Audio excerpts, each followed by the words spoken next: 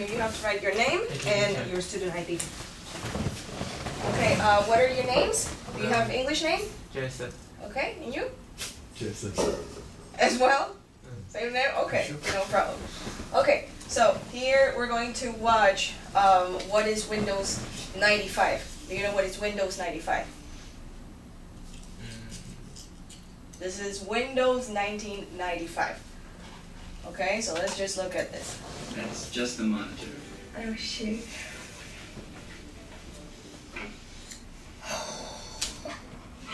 My dad is going to be so proud of me right now. Right here's the power.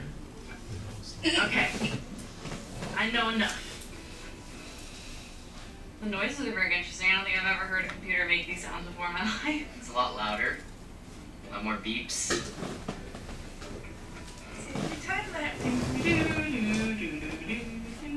It's taking a while. You would usually boot up, then you go get like your snack. And then once your snack is all done, then you come here and it's already done booting up. Windows 95. Okay, that's before, a little bit before my time. It's prehistoric. It really is. It's an old dinosaur. Oh.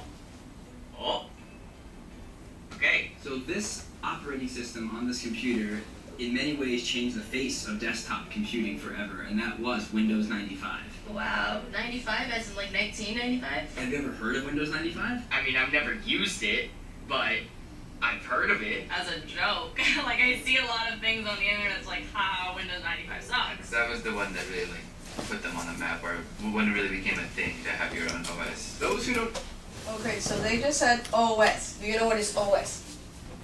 You know iOS for iPhone, right?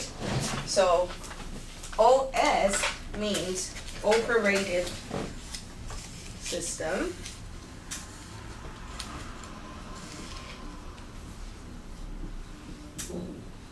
Okay, so for cell phones we have Androids and we have iPhones, right? So those are the operating system. We have iOS and we have Android. Now for computers, we have what? What is this one? What is the iOS? Windows, right?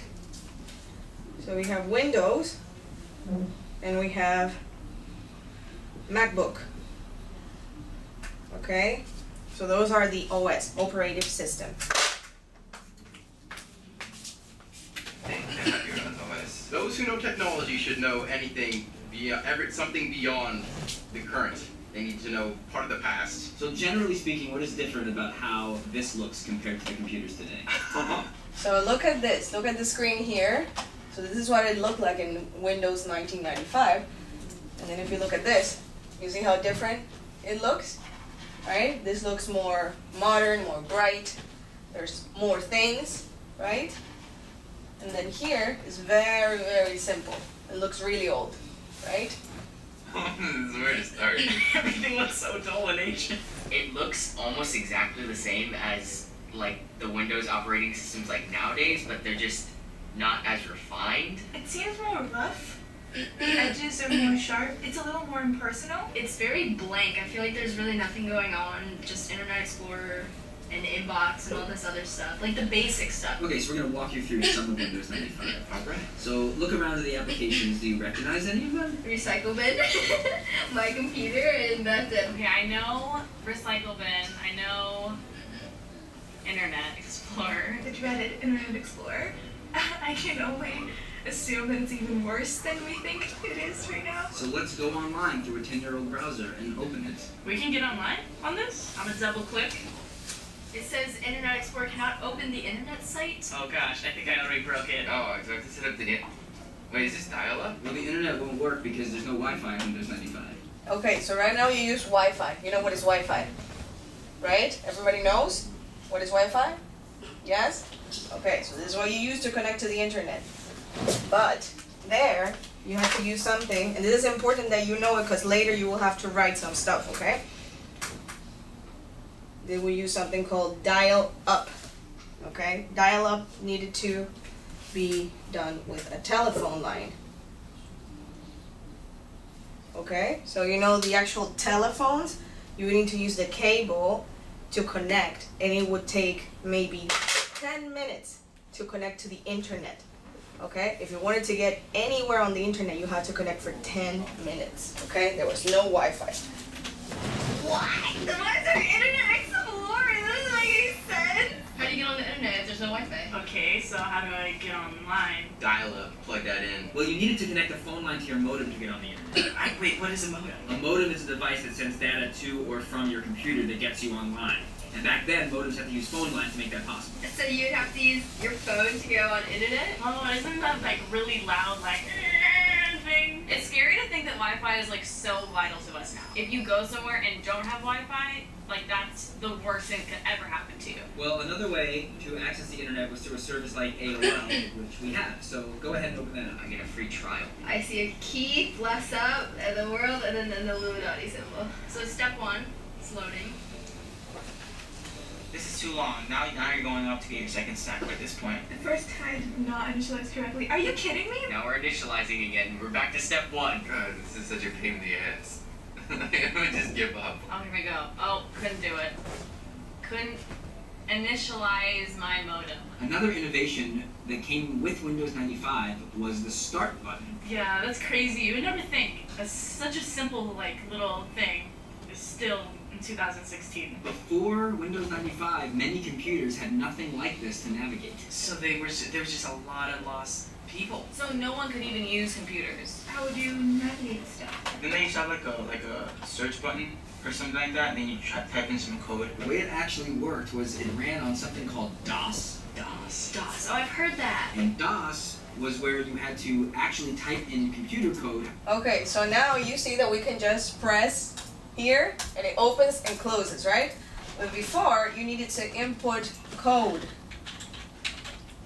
So let's see what is coding. All of this, you would have to manually put it yourself to just do something like this, okay? But not on this one, before this time. How to run any program or open any file. Oh. That's such a bitch. Yeah, this is easy, but that seems so cool. People that they had to learn computer code before they could get computers. That seems like way too much work, though. If you have that and you had to type in a little code every time you want to switch apps or whatever, I think a lot less people would be interested in owning them. I can't really imagine having to memorize, like, find XYZ file 102 or something like that. Like, that's just, I would just not use a computer. Windows 95 was very popular when it first came out. It sold 7 million copies in the first 5 weeks of its release. Wow, really? 7 million? I'm not surprised. Bill Gates is practically the father of software because he's just created and made so much that expanded on our whole technological universe. To install Windows 95, it took 13 floppy disks. Do you know what is a floppy disk? No? Okay, let me show you what is a floppy disk.